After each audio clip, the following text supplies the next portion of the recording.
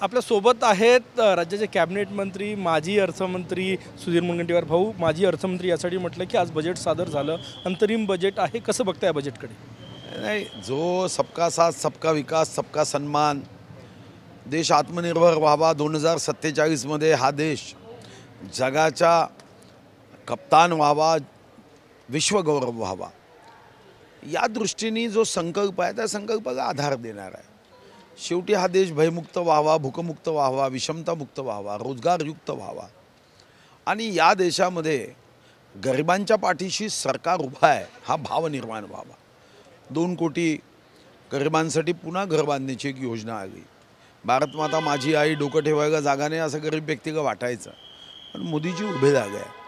आपण बघितलं असेल नारी से नारायणी तक बचत गटाच्या दृष्टीने काही कार्यक्रमाची आखणी यामध्ये केली गेली. कारण हा पूर्ण अर्थसंकल्प नाही आहे, पण तरीही 1 कोटी कुटुंबांना मोफत वीज सोलारच्या माध्यमातून कशी देता येईल याचा प्लॅन आज घोषित झाला आहे. 80 कोटी जनतेला मोफत धान्य देण्याचा पुन्हा एकदा निर्धार केला गेला आहे. अन्न, वस्त्र, निवारा, शिक्षण, रोजगार, आरोग्याच्या बाबतीमध्येही तुम्ही बघितलं असेल की अर्थसंकल्पामध्ये मेडिकल कॉलेज असतील किंवा तत्सम पायाभूत सुविधा असतील त्याच्यावरही भाष्य केलं गेलं आहे. मला व्यक्तिगत रीतीने वाटतं की मोदीजींचा हा अर्थसंकल्प जो लेखानुदान आहे, या लेखानुदान व संकल्पातून सामान्य जो या देशातला नागरिक आहे त्याच्या इच्छा आकांक्षा पूर्ण करण्याच्या दृष्टीने हा प्रयत्नाचा एक भाग आहे, संकल्पाचा भाग आहे. टॅक्स स्लॅबमध्ये कुठलाही बदल झालेला नाही. जुलैमध्ये पुन्हा जो बजेट दिला जाईल, कारण हे पूर्ण बजेट नाही आहे. जुलैमध्ये आपल्याला पूर्ण बजेट द्यावं लागेल, तेव्हा अनेक गोष्टीच्या घोषणा कराव्या लागेल. हे तर लेखानुदान आहे, वोट ऑफ अकाउंट आहे. विरोधकांनी आरोप केलेला आहे. मी उद्धव ठाकरे म्हटले की अर्थसंकल्पातून सर्वसामान्यांना टोपी घालण्याचा प्रयत्न झाला. आता त्यांना लेखानुदान, अर्थसंकल्प हे कदाचित माहीत नसेल की निवडणुकीच्या वर्षामध्ये अर्थसंकल्प हे निवडणुकीनंतर नवीन सरकार स्थापित होते तेव्हा द्यायचा असतो. कदाचित माहितीच्या अभावी किंवा टीका करायची हा स्वभाव जागा तर रात्रंदिवस टीका करायची हा माणसाचा भाव होतो आणि मग त्या भावातून व्यक्तिमत्व घडतं. तर येता जाता टीका करायची. मग अनेकांना हे माहीत नसतं की त्यांच्याच कार्यकाळात झालेल्या चुकांवर सुद्धा ते स्वतः टीका करतात. मला वाटतं की ठीक आहे. सर्वसामान्यांना दिलासाच नाही. महाविकास आघाडीच्या नेत्यांनी ज्या काही प्रतिक्रिया दिल्या त्यातल्या ह्या प्रतिक्रिया आहेत. त्यांना अर्थसंकल्प समजला नाही हा त्याचा अर्थ आहे. मला वाटतं की आता पुढे तरी कमीत कमी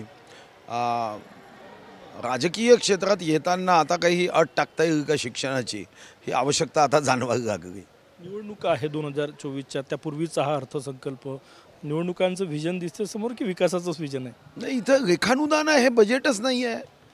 निवडणुकीचा संबंध काय? म्हणजे दोन्हीकडून बघायचं. हे काय डफरी आहे? नवीन कादरखान पैदा झाले का? अरे तुम्हीच म्हणताय की निवडणूक आहे. जर या लेखानुदानमध्ये अशा मोठ्या घोषणा केल्या असता तुम्ही निवडणुकीचं बजेट म्हटलं असतं.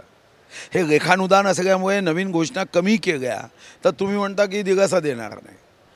एका चित्रपटात जसा कादरखान आहे तसे डबल ढोलकीवागे कादरखान तयार झाले राजकारणामध्ये. समजून तर घ्या, हे लेखानुदान आहे, हे वोट ऑफ अकाउंट आहे. पूर्ण अर्थसंकल्प जुलैमध्ये येणार आहे. या वोट ऑफ अकाउंटला किती रेटिंग देणार? 10 पैकी 10 तुम्ही? नाही, 10 पैकी देणे प्रयत्न करत राहणं आहे. रेटिंग देण्याचा विषयच नाही आहे. जो संकल्प माननीय विश्वगौरव युगपुरुष नरेंद्र मोदीजींनी बघितला, ही मोदीजींची गॅरंटी त्यांनी दिली आहे की मी देशाला प्रगतीच्या मार्गावर सर्वोच्च व सन्मानाच्या स्थानावर पोचवेन. आणि हे बघतोय ना, आर्थिक, सामाजिक, सांस्कृतिक, आध्यात्मिक कोणत्या क्षेत्रात आता आपला देश मागे आहे. तुम्ही विचार करा. उद्धवजी म्हटले मोदीजी की गॅरंटी म्हणजे क्लीन चिट. मला वाटतं की त्यांना असं वाटतं आहे की आता आपण भाजपशी जोडून जावं, म्हणून ते अशा नवीन नवीन शब्दाचा उपयोग करत असावे. आज रोहित पवार यांना पुन्हा चौकशीसाठी बोलावलं आणि राज्यभर आंदोलनं पवार गटाकडून दिसली. हे काही विषय आहे का? हो, काही चौकशीच करू द्यायची नाही. नेता म्हणजे काय? हो, माझ्या वृक्षाच्या संदर्भात विधानसभेत समिती बसवली, मी तर स्वागत केलं. म्हणतात तुम्ही 5 जजची बनवानं रडत बसायचं असतं का? जर केलं नाही तर रडायचं कशाला? ताकदीने म्हणतं का ईडी नाही, जगातल्या सर्वोच्च संस्थानांची चौकशी करा. हे काय रडायचं आहे? मी विरोधात आहे म्हणून मग असं होतं, विरोधात आहे म्हणून. मी नाही रडलो असं कधी, कारण कर नाही त्या डर काय. जेव्हा तुम्ही ईश्वरीय कार्य करता तेव्हा भीती काय ठेवताय? हे रडायचं बंद केलं पाहिजे. मान्य मोदीजींची 9 तास चर्चा झाली. मोदीजी असं म्हणाले का? असे रडणारे लोक मला वाटतं की जनतेने समजून घेतलं पाहिजे रडणाऱ्या लोकांना, की चौकशी झाली. अरे काय इतक्यांच्या चौकशी झाल्या ना.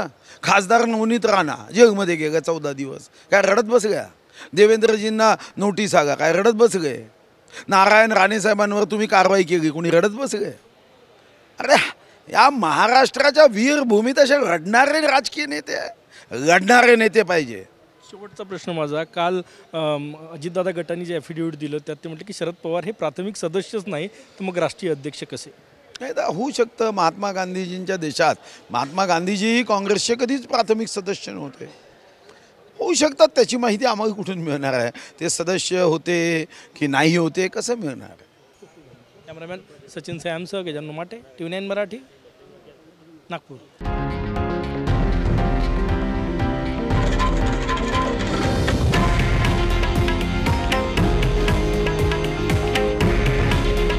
हे आहे देशातील नंबर 1 न्यूज नेटवर्क आणि आपण पाहत आहात TV9 मराठी.